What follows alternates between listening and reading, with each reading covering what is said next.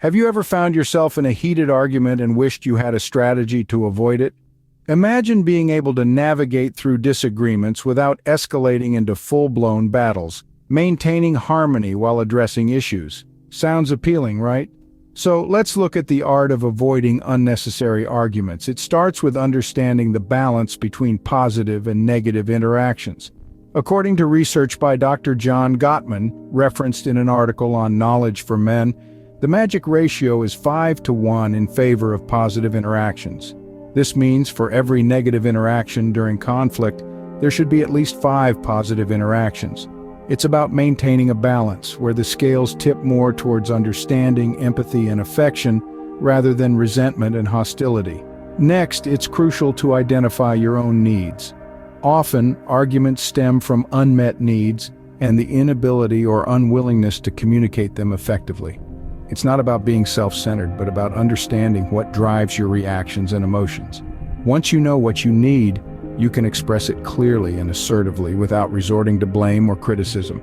Another important aspect is to avoid using statements of totality during arguments.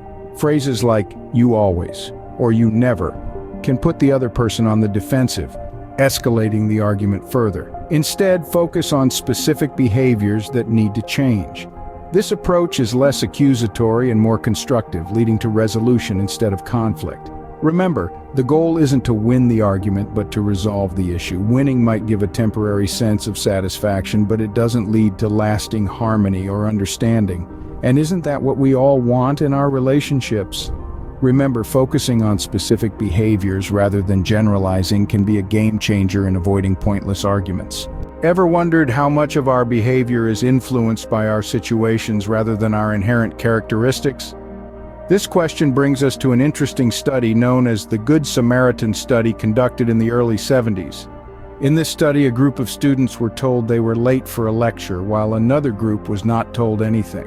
Interestingly, the students who were told they were late were less likely to stop and help a person in need compared to those who were not told anything. This study provides us with a fascinating insight. Our behaviors are often influenced more by our immediate situations than by our inherent characteristics. Let's take a moment to unpack what this means. It suggests that under different circumstances we might act in ways we wouldn't normally consider.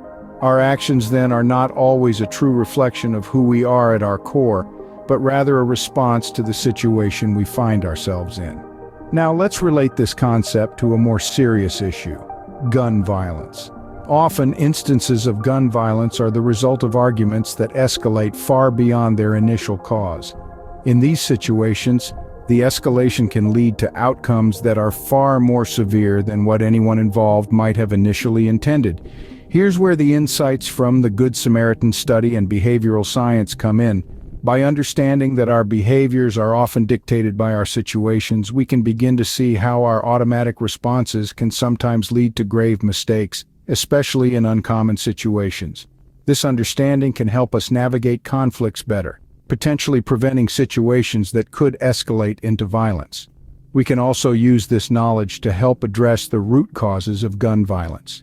By creating safe environments and providing support, we can help individuals manage their automatic responses better, thereby reducing the likelihood of situations escalating into violence. As we see, our automatic responses can sometimes lead to grave mistakes in uncommon situations. Recognizing this can help us navigate conflicts better. Does engaging with garbage content like bad documentaries or controversial internet essays leave you feeling drained and annoyed? We've all been there. You know, those moments when you find yourself deep into an article or video that does nothing but irk you, yet you can't seem to look away. This is a phenomenon known as hate reading. Now, hate reading might seem harmless, a guilty pleasure of sorts. But did you know that it can have quite a profound psychological impact? It's like eating junk food, momentarily satisfying, but ultimately leaves you feeling sluggish and unfulfilled. Hate reading feeds into a sense of self-definition. It's a way of affirming our beliefs and values by engaging with content that contradicts them. But here's the catch. This form of engagement can be draining. It can leave you feeling annoyed, frustrated, and in some cases even question your life and career trajectory. A personal policy of avoiding such garbage content, as discussed in a Vice News article, can be a game changer. It's about setting boundaries, about choosing not to engage with content that doesn't serve you. Now, this doesn't mean you should only engage with content that agrees with your perspective. No.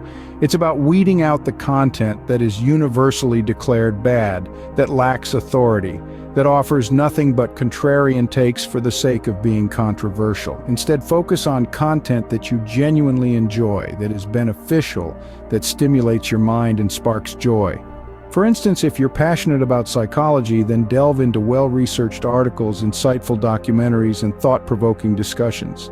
If you love art, then immerse yourself in content that celebrates creativity, that showcases different art forms, that stimulates your aesthetic senses. Setting limitations on what we engage with not only saves us time and energy, but also leaves us feeling more positive and productive. So, why not give it a try? The next time you come across garbage content, take a moment, recognize it for what it is, and choose to engage with something more enriching instead. Trust me, your mind will thank you for it. In a world of polarized opinions, how can we effectively change someone's mind without resorting to heated arguments? This is a question that many of us grapple with, especially in today's highly divided society. But experts suggest that it's not only possible, but it can also be a rewarding and enlightening experience if done correctly. Key to this process is empathy. It's about understanding and sharing the feelings of another person. In conversations, this might mean really listening to what they're saying, putting ourselves in their shoes, and acknowledging their perspective. This doesn't mean we necessarily have to agree, but we do have to respect their viewpoint. In addition to empathy, non-judgmental listening is crucial. This involves not interrupting, not critiquing, and not jumping to conclusions. It's about giving the other person the space to express their thoughts and feelings. It's about creating a safe environment where they feel heard and valued. Finding common ground is another effective strategy. It's about identifying shared values, beliefs, or experiences. This can help to bridge the gap between differing opinions and foster a sense of unity. It can also make the other person more open to considering our viewpoint. Sharing personal stories is also a powerful tool. Facts and figures might make an argument sound logical, but stories make it feel real. They allow us to connect on a human level, to see the world through each other's eyes. They make abstract concepts tangible and relatable. Creating space for introspection is the final piece of the puzzle. This involves encouraging the other person to reflect on their beliefs and consider alternative perspectives. It's about asking thought-provoking questions rather than providing definitive answers. It's about sparking curiosity and fostering a sense of open-mindedness. Approaching conversations with curiosity and compassion rather than viewing the other person as an enemy can help us avoid arguments and potentially change minds. So the next time you find yourself in a debate, remember these strategies. They might just help you turn a potential argument into a meaningful dialogue.